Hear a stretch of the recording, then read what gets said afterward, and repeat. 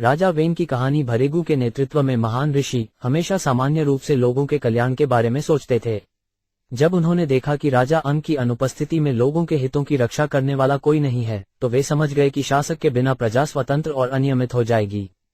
तब महान संतों ने रानी मां सुनीता को बुलाया और उनकी अनुमति से उन्होंने सिंहासन पर वीना को राजा के रूप में स्थापित किया। दुनिया, हालांकि सभी मंत्रियों ने इससे असहमति जताई। ये पहले से ही ज्ञात था कि वेना बहुत कठोर और क्रूर थी, इसलिए जैसे ही राज्य के सभी चोरों और बदमाशों ने उसके शाही सिंहासन पर चढ़ने के बारे में सुना, वे उससे बहुत डर गए। वास्तव में वे अपने आप को इधर उधर छिपाते थे, जैसे चूहे अपने आप को सांपों से छिपाते हैं। जब राजा सिंहासन पर बैठा तो वह 8 प्रकार के ऐश्वर्य वाला सर्वशक्तिमान बन गया। नतीजतन वो बहुत घमंडी हो गया। अपनी झूठी प्रतिष्ठा के आधार पर वो अपने आप को सबसे बड़ा समझता था। इस प्रकार वो महापुरुषों का अपमान करने लगा। जब वे अपने ऐश्वर्य के कारण अत्यधिक अंधे हो गए तो राजा वेन एक रथ पर चढ़कर एक अनियंत्रित हाथी की तरह राज्य के माध्यम से यात्रा करना शुरू कर दिया, जिससे वो जहां भी गया आकाश और पृथ्वी कांपने लगी। अब से सभी द्विज ब्राह्मणों को कोई भी यज्ञ करने से मना किया गया था और उन्हें दान देने या घी चढ़ाने की भी मनाही थी। इस प्रकार राजा वेन ने पूरे देश में नगाड़े बजाए। दूसरे शब्दों में, उसने सभी प्रकार के धार्मिक अनुष्ठानों को बंद कर दिया। इसलिए सभी महान ऋषि एक साथ इकट्ठे हुए और वीना के क्रूर अत्याचारों को देखकर इस निष्कर्ष पर पहुंचे कि दुनिया के लोगों पर एक बड़ा खतरा और तबाही आ रही है। इस प्रकार करुणावश वे आपस में बातें करने लगे, क्योंकि वे स्वयं ही यज्ञों के कर्ता धर्ता थे। जब बड़े बड़े ऋषि एक दूसरे से परामर्श किया, उन्होंने देखा कि लोग दोनों दिशाओं से खतरनाक स्थिति में थे। जब लकड़ी के लट्ठे के दोनों सिरों पर आग लगती है तो बीच की चींटियां बहुत खतरनाक स्थिति में होती हैं। इसी प्रकार उस समय एक और गैर जिम्मेदार राजा और दूसरी ओर चोर बदमाशों के कारण सामान्य रूप से प्रजा खतरनाक स्थिति में थी। राज्य को अनियमितता से बचाने के लिए ऋषियों ने विचार करना शुरू किया कि यह एक राजनीतिक संकट के कारण था कि उन्होंने वेन को राजा बनाया, हालांकि वो योग्य नहीं था। लेकिन अफसोस, अब खुद राजा से प्रजा परेशान हो रही थी। ऐसे में प्रजा सुखी कैसे हो सकती है, क्योंकि वो सुनीता के गर्भ से पैदा हुआ था। राजा वेन स्वभाव से बहुत शरारती है। इसका समर्थन कर रहे हैं। दुराचारी राजा सांप को दूध से पालने के समान है। अब वो तमाम मुश्किलों का सबब बन गया है। हमने नागरिकों को सुरक्षा देने के लिए इस वेन को राज्य का राजा नियुक्त किया था, लेकिन अब वह नागरिकों का दुश्मन बन गया है। इन तमाम विसंगतियों के बावजूद हमें फौरन उसे शांत करने की कोशिश करनी चाहिए। ऐसा करने से हम उसके द्वारा किए गए पापपूर्ण परिणामों से प्रभावित नहीं हो सकते हैं। इस प्रकार निर्णय करके महान संत राजा वेन के पास पहुंचे। उन्होंने अपने वास्तविक क्रोध को छिपाकर मीठे वचनों से उसे शांत किया और फिर इस प्रकार कहा। बड़े बड़े मुनियों ने कहा, प्रिय राजा, हम आपको अच्छी सलाह देने आए हैं। कृपया हमें बड़े ध्यान से सुनें। ऐसा करने से आपके जीवन की अवधि और आपके ऐश्वर्य, शक्ति और प्रतिष्ठा में वृद्धि होगी। जो लोग धार्मिक सिद्धांतों के अनुसार जीते हैं और जो शब्दों, मन, शरीर और बुद्धि से उनका पालन करते हैं, वे सभी दुखों से रहित स्वर्ग के राज्य में उन्नत होते हैं। इस प्रकार भौतिक प्रभाव से मुक्त होकर वे जीवन में असीमित सुख प्राप्त करते हैं। हे महानायक, इस कारण से आप सामान्य जनता के आध्यात्मिक जीवन को बिगाड़ने का कारण न बने।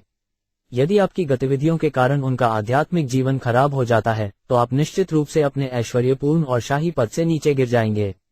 साधु पुरुषों ने आगे कहा, जब राजा प्रजा को दुष्ट मंत्रियों के उपद्रवों से तथा चोरों और दुष्टों से बचाता है तो वह ऐसे पवित्र कार्यों के द्वारा अपने द्वारा दिए गए करों को स्वीकार कर सकता है।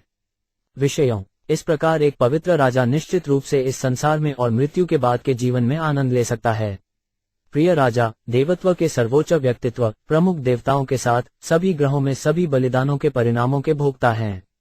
सर्वोच्च भगवान तीनों वेदों का कुल योग है, जो सब कुछ का मालिक है और सभी तपस्याओं का अंतिम लक्ष्य है। इसलिए आपके देशवासियों को आपकी उन्नति के लिए विभिन्न यज्ञ करने में संलग्न होना चाहिए।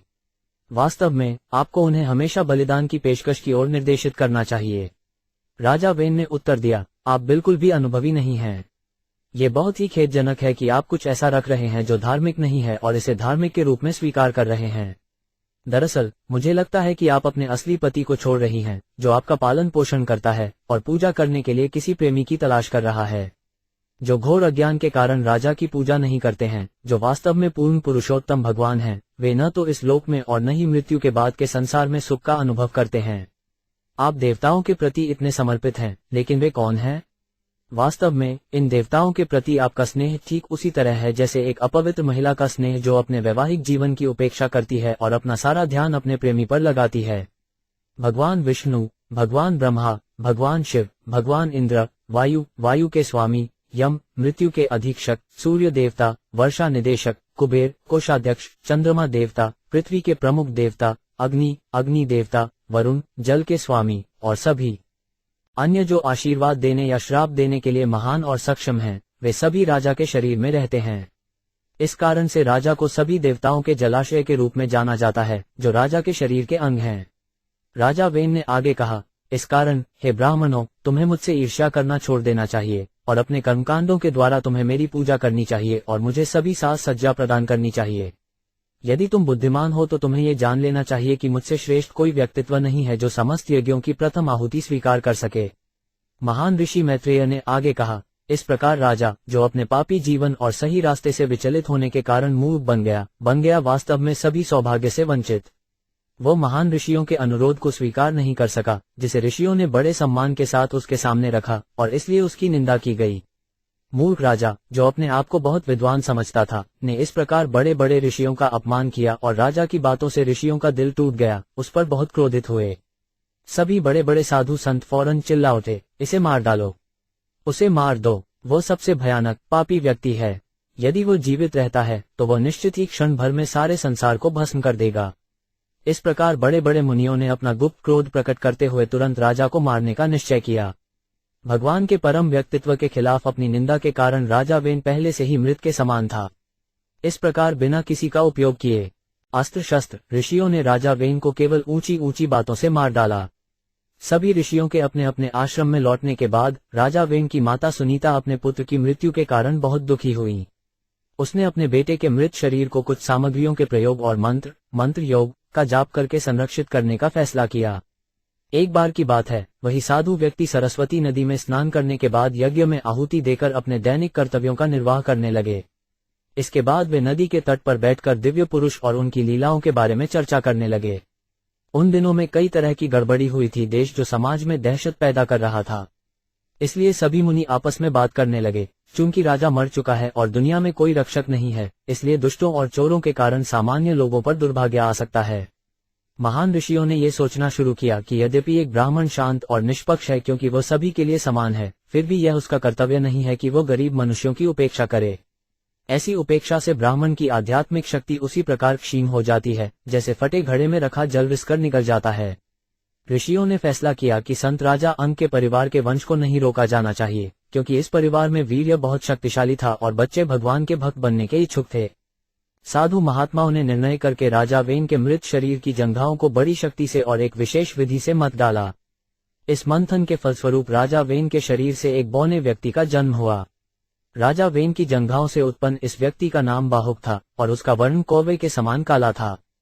उसके शरीर के सभी अंग बहुत छोटे थे, उसके हाथ और पैर छोटे थे और उसके जबड़े बड़े थे। उसकी नाक चपटी थी, उसकी आंखें लाल थीं और उसके बाल तांबे के रंग के थे। वो बहुत विनम्र था और अपने जन्म के तुरंत बाद उसने झुककर पूछा, महाराज, मैं क्या करूं? महान संतों ने उत्तर दिया, कृपया बैठ जाओ, निषिदा। इस प्रकार निषाद वंश के पिता निषाद का जन्म हुआ। उनके निषाद के बाद जन्म लेने के बाद उन्होंने तुरंत ही राजा वेन के पापपूर्ण कार्यों के सभी परिणामी कार्यों को अपने हाथ में ले लिया। इस प्रकार यह निषाद वर्ग हमेशा चोरी, लूट और शिकार जैसे पापी गतिविधियों में लगा रहता है। नतीजतन उन्हें केवल पहाड़ियों और जंगलों में रहने की अनुमति है।